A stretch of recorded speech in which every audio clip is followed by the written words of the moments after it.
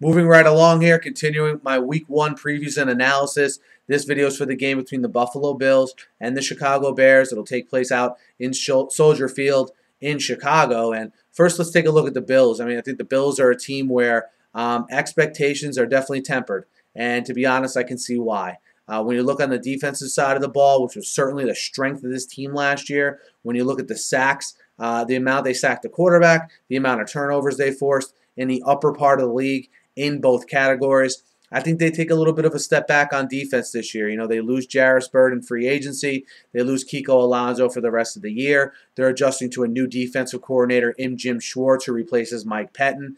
Can they get after the quarterback at the same rate they did last year?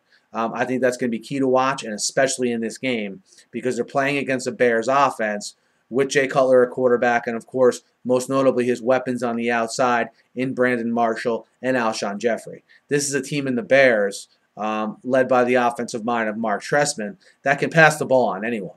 So if you're going to give Cutler time, they're going to rack up the yards and they're going to rack up the points. That's why I think that Bills defensive line, okay, how do they, and defensive line and linebacking core, how successful do they get after Jay Cutler? Something to watch. Also something to watch. Can the Bills get anything out of E.J. Manuel? I think the Bills are in a unique spot with that offense where I think all of the weapons and even the offensive line, who's improved in the last 2 or 3 years, they're all ready to win. Is E.J. Manuel ready to win? That's the big question mark in Buffalo. That's the reason why I think expectations are so tempered. I think E.J. Manuel personally is one of the 2 or 3 worst starting quarterbacks in the NFL.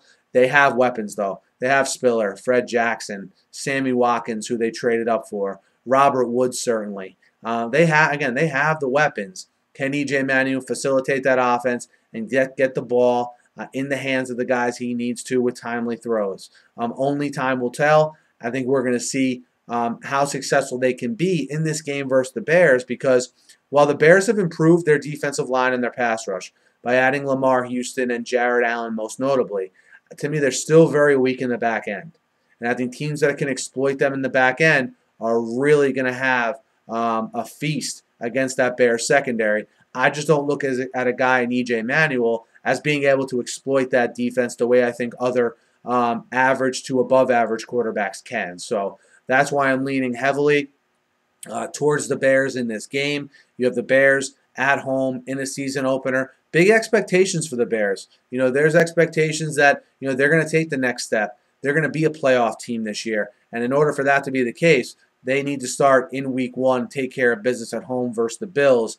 A team that, again, too many question marks for me on the defensive side of the ball, and certainly a huge question mark at the quarterback position. Something with E.J. Manuel, I have to see it before I can believe it as far as his growth as a QB here in the NFL. Bears minus 6.5 in this one. I like the Bears at home for the reasons I mentioned. Let me know what you guys think of this game. Hit me up in the comments. Hit me up on Twitter as well. Be sure to subscribe to my channel, guys. Covering the NFL wall to wall here, game previews, analysis, and so on. Thanks for listening. Have a great night.